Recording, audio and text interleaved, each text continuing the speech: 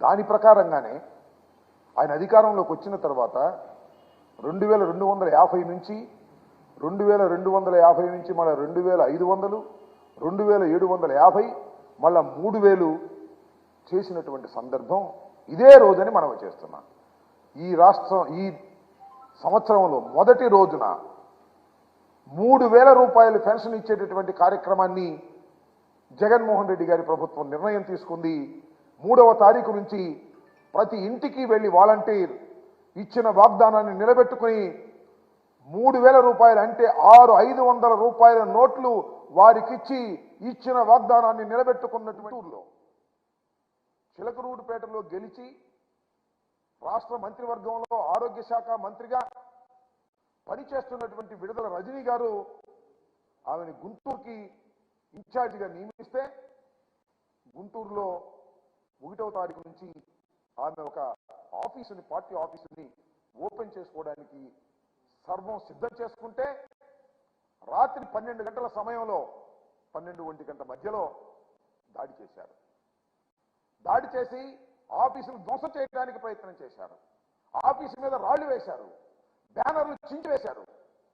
స్పాట్లో పోలీసులు వచ్చి ఒక గుంపును పట్టుకున్నారు. ఆ గుంపు ఎవరై అంటే అందరూ తెలుగుదేశం వాళ్ళే. తెలుగుదేశం వాళ్ళు ప్రీ ప్లాన్డ్గా రజనీ గారి ఆఫీసు మీద దాడి చేసి హింసను సృష్టించాలని, అరాచకాన్ని సృష్టించాలని ప్రయత్నం చేయటం చాలా దురదృష్టకరమని మనం చేస్తున్నాను.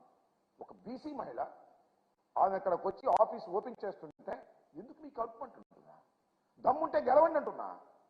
దమ్ముంటే పోటీ చేసి ఆమెను ఓడించేటటువంటి పరిస్థితి ఓడించాలి, అంతే తప్ప ఓడించలేమని తెలుసుకొని ఆమె మీద, ఆమె ఆఫీసు మీద దాడులు చేసేటటువంటి కార్యక్రమం చేస్తున్నారు. ఒక ఉగ్రవాదిగా తయారయ్యారు, ఒక హింసావాదులుగా తయారయ్యారు, ఒక అరాచకవాదులుగా తయారయ్యారు. ఎప్పుడైతే తెలుగుదేశము జనసేన రెండు కలిసి ఇక అరాచకాన్ని సృష్టించేద్దాం ఈ రాష్ట్రంలో, మనకి తిరుగులేదు, అధికారం రాదు, అరాచకాన్ని సృష్టించి పోలీసు వారి మీద దాడులు చేసి పార్టీ వైఎస్ఆర్ కాంగ్రెస్ పార్టీ ఆఫీసుల మీద దాడులు చేసి, వ్యక్తుల మీద దాడులు చేసి ఏదో సాధించాలని ప్రయత్నం చేయడం చాలా దురదృష్టకరం మనం చేస్తున్నాం. ఇదే సందర్భంలో మరొకటి గుర్తు చేయాలి. ఖమ్మం నేను మ్యారేజ్కి వెళ్తే, ఒక వివాహానికి వెళ్తే ఖమ్మంలో నా మీద దాడి చేయడానికి ప్రయత్నించారు తెలుగుదేశం వాళ్ళు.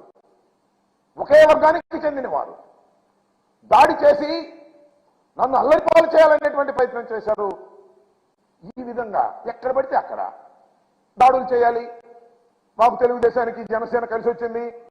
రెండు అరాచక శక్తుల కలయిక వల్ల ఈ రాష్ట్రం సర్వనాశనం అయ్యేటటువంటి పరిస్థితికి తీసుకొస్తున్నటువంటి పరిస్థితులు కనిపిస్తున్నాయని మనం చేస్తున్నాం. పిచ్చిపోతున్నారు. జనసేన అధ్యక్షుడు ఇలా లైవ్ లో చెప్పు తీస్తాడు.